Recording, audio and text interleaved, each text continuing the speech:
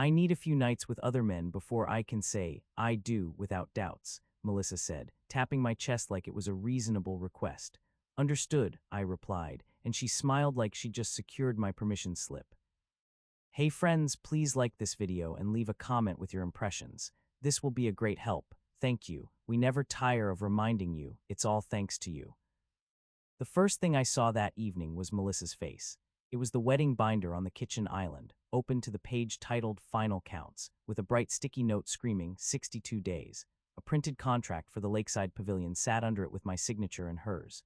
Next to the binder was a tiny jar of honey favors we'd ordered, our names on the label in cursive, the date underneath, like the universe was making fun of me with arts and crafts. Our apartment in Raleigh smelled like garlic and roasted tomatoes because I'd been making pasta. Melissa stood in the doorway with her purse still on, heels kicked off, looking like she'd been bracing herself on the drive home. You cooked, she said, distracted.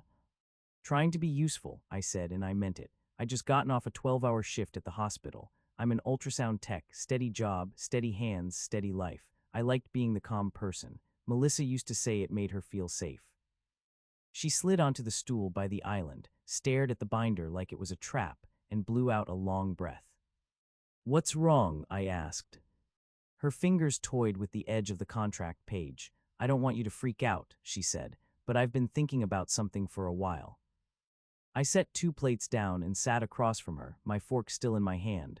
Okay, tell me. She glanced up, eyes glossy but determined, like she'd practiced this speech and didn't want to lose her nerve. I need certainty, she said, real certainty. I've only been with 2 people, you and my college boyfriend. Sometimes I think, what if I'm making the biggest decision of my life and I don't even know what I'm choosing? I didn't answer right away, not because I was shocked, though I was, but because I knew rushing would feed whatever script she'd written in her head.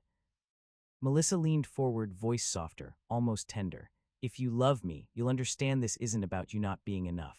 It's about me not wanting to wonder what if for the next 40 years. It's for us. I'm trying to start our marriage without regrets. I felt my throat tighten, not with rage, but with the sheer audacity of the logic, like she was handing me a broken glass and calling it a gift. I asked the one clarifying question that mattered, the one that forces someone to say the ugly part in plain English. When you say you need certainty, I said, keeping my voice level, are you telling me you want to sleep with other men before our wedding and still expect me to marry you afterward?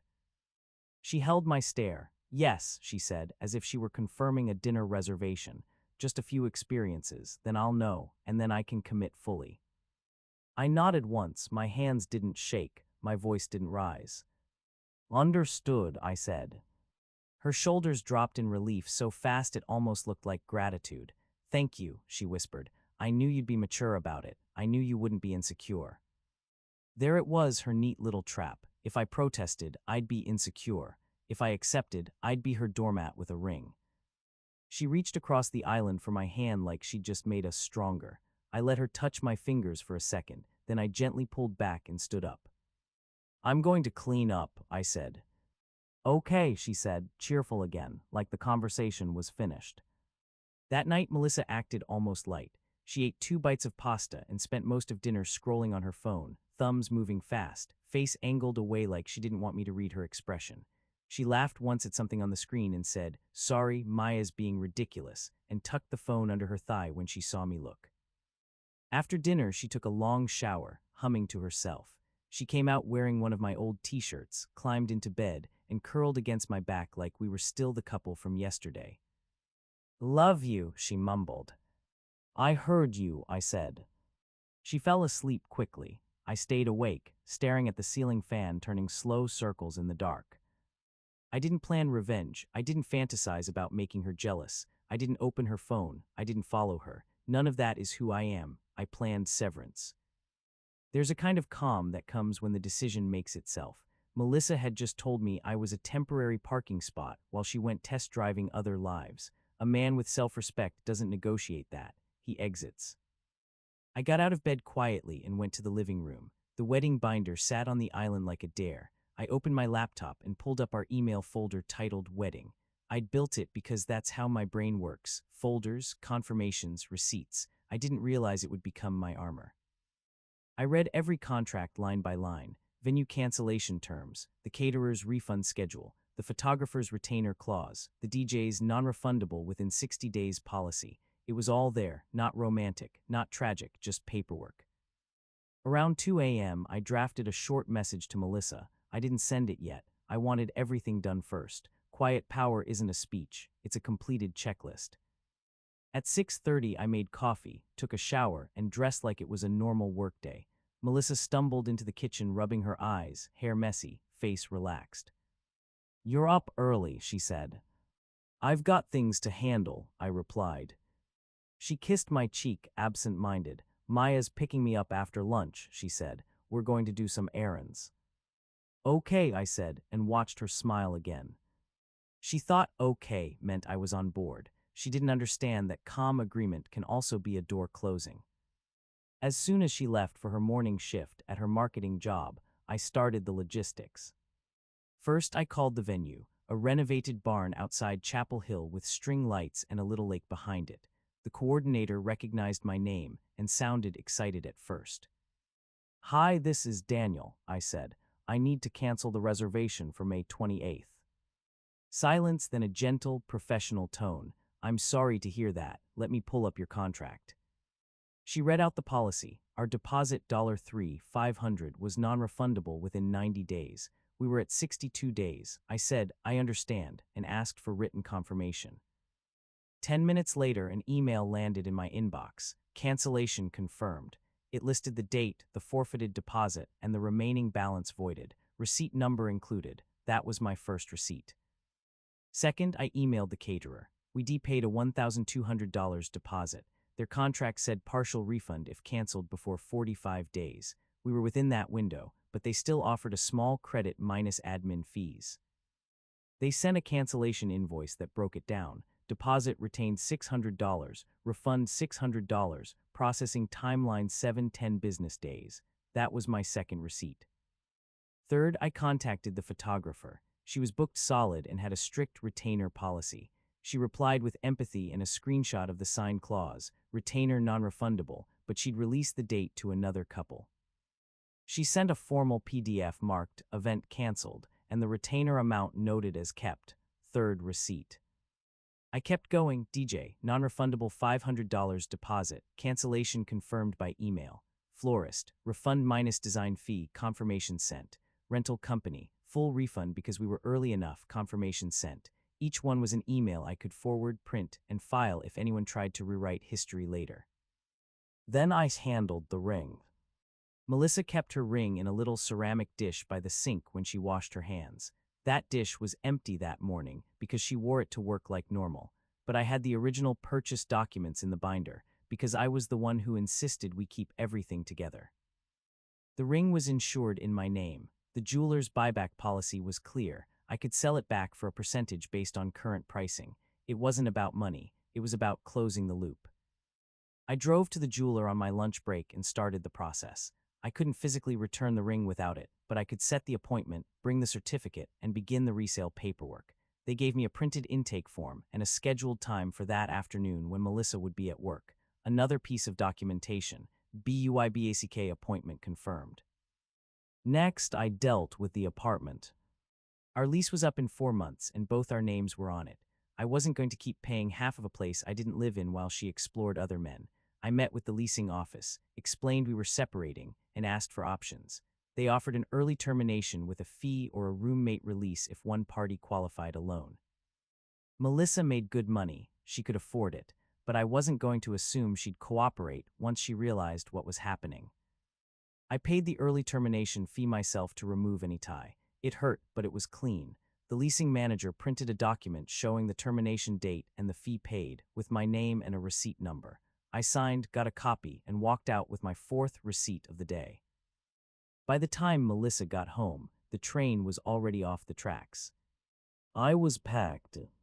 Not everything, just my essentials. Work scrubs, clothes, laptop, personal documents, my guitar, my late grandfather's tools.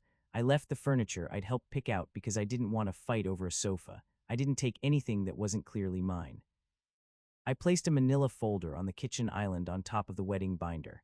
Inside it were printed confirmations: venue cancellation email, caterer refund breakdown, photographer cancellation invoice, apartment termination receipt. I also left a single-page note. Melissa walked in laughing at something on her phone, then stopped when she saw the boxes by the door. "What is this?" she demanded. I didn't raise my voice. "I ended the engagement," I said. Her face went blank, like the sentence didn't fit her world. "What do you mean you ended it?" I slid the folder toward her. "Everything is canceled. The confirmations are in there. Lease is terminated. I'm moving out." She flipped the papers like they were counterfeit. "You can't just, Daniel, this is insane. We talked last night. You said you understood." "I did," I said. "I understood what you were asking, and I understood what it meant." Her voice jumped an octave. "It was for us. It was to make sure." I looked at her steadily. "You asked to sleep with other men and still keep me scheduled as your husband. I won't be a backup plan." Her mouth opened and closed. She went from anger to panic so fast it was almost physical. "You're overreacting," she snapped. "Nothing even happened yet." I didn't argue. I just picked up my bag. "If you need other men to know if I'm your choice, I'm not your choice." She rushed after me as I carried the last box to my car.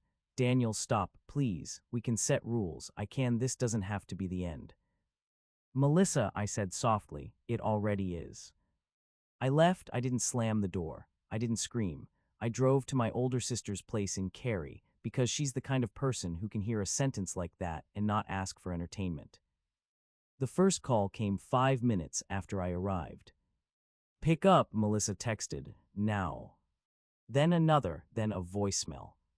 Her voice sounded furious and scared at the same time. "You're humiliating me. Call me back." I didn't respond. An hour later, the detail that proved she didn't waste time arrived, in the most legally boring way possible. We shared a streaming account and a shared calendar for wedding planning. While I was sitting on my sister's couch, my phone buzzed with a calendar notification: "Dinner, Evan, 7:30 p.m. Evan wasn't a cousin. He wasn't a coworker I'd met. He was a name Melissa had mentioned once in passing, a guy from the gym who's funny. She'd scheduled it like an appointment, right there on the shared calendar she knew I still had access to because it was literally ours. 10 minutes after that, a voicemail. "Okay, I'm with Maya," Melissa said, breathless. "And she says you're being dramatic. I'm not doing anything wrong. I'm just starting the process. That's what we talked about. Why are you acting like I cheated?" Starting the process. That phrase sat in my chest like a stone, not because it hurt more, but because it confirmed I didn't imagine anything. She didn't need time to think. She needed a runway. Over the next few days, her messages shifted in waves. At first, she was furious. "You're controlling. You're punishing me for being honest. My friends can't believe you did this." She sent paragraphs about how secure men don't get threatened, how this was mature, how I was ruining our future because of ego. Then she tried bargaining, shorter texts, softer tone. "Can we just talk? We don't have to tell anyone. We can postpone, not cancel. I'll do therapy. I won't see anyone else, I swear." Then she slid into pleading. Late-night messages that made my phone light up at 1 a.m. "I can't breathe. I miss you. Please, I'll do anything. Just give me one chance." I didn't answer any of it, not because I enjoyed watching her spiral, but because answering would reopen the negotiation, and I wasn't negotiating my dignity. I started rebuilding immediately. Work helped. In a hospital, life doesn't pause because your engagement ended. Patients still need scans. Doctors still need results. The rhythm forced me forward. I also went back to the gym, not for revenge body nonsense, but for routine. 3 days a week, same time. I started cooking again. I began a small ritual in my new place, a studio apartment I rented near the Greenway. Every morning, I opened the blinds, watered a tiny herb pot on the windowsill, and made coffee in silence. Basil sounds stupid until you realize it's proof you can keep something alive after you've pulled a future out by the roots. A week after the breakup, Melissa's friend Maya called me. I almost didn't answer, but I figured it would be about logistics, and I wanted everything clean. "Wow," Maya said the moment I picked up, "so you're really doing this?" "Hi, Maya," I said, neutral. "You know Melissa is devastated, right?" she continued, voice dripping with judgment. "She was trying to do the right thing by being honest. Most women would just cheat." That's not the compliment you think it is, I said. Maya scoffed. Men like you always want to own a woman. You can't handle her having a life outside you. I kept my voice even. She can have any life she wants, just not with me. So you're throwing away a wedding because she wanted clarity. I gave my boundary line and meant it. I'm not discussing my relationship with Melissa with you. If there's a legal or financial question, email it. Otherwise, don't contact me again. Maya started to talk over me. I ended the call. That night, Melissa left the message that finally stripped away the honesty mask. It wasn't threatening, it wasn't illegal, it was just contempt, raw and ugly. You think you're so noble, she hissed in a voicemail voice thick with tears. Like you're some prize I should be grateful for. You're not, you're just safe, that's why I picked you. Safe men are easy to keep. They don't make waves, they don't leave, until they do, apparently. She sniffed hard, then added, quieter but sharper, you were supposed to understand your role. I listened once, saved it, and turned my phone off. Weeks passed, the noise faded. People found out because weddings are public projects. My sister told my mom. Melissa's mom sent a single text. I'm sorry it ended this way. My dad didn't ask for details. He just said, you did the right thing if you kept your self-respect. Melissa's messages slowed, then stopped. I thought that was the end. 2 months later, on a Sunday morning, I was at a charity 5K downtown, one of those events where the shirts are bright and everyone pretends they're runners. Our hospital team was sponsoring it, and I'd volunteered because it felt good to do something that wasn't about my personal life. I was standing near the water table, holding a paper cup, when I heard someone say my name like it was a question. Daniel. I turned. Melissa stood there in leggings and a charity shirt, hair in a ponytail, eyes red like she'd already cried that morning. She looked smaller than I remembered, not physically, but emotionally, like the confidence that used to fill a room had been punctured. Hi, I said. She stepped closer, careful, like she was approaching an animal that might bolt. Can we talk, just for a minute?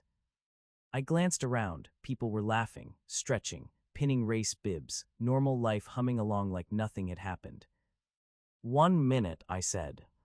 Her voice trembled. I messed up, she said. I thought I was being modern and honest, and I don't know. I got in my own head. And my friends, they made it sound like you'd stay no matter what, like you'd prove you loved me. I didn't react, I just listened. Melissa swallowed. I didn't think you'd actually leave. And when you did, everything I thought I knew about myself collapsed. She looked down, then up again. I want to fix it. I gave her the truth in a few calm sentences, the kind you can live with later. I don't hate you, I said, but I won't marry someone who needs other men to confirm my value. I won't stand at the altar knowing I was your safe option after you took your chances. You wanted certainty. Now you have it, just not the kind you wanted. Her face crumpled. So that's it. That's it, I said. I nodded once, stepped back, and walked toward my coworkers without rushing, without drama, without looking over my shoulder. If you've ever been treated like a backup plan and chose your self-respect instead, drop your thoughts in the comments. I'd genuinely like to hear how you handled it.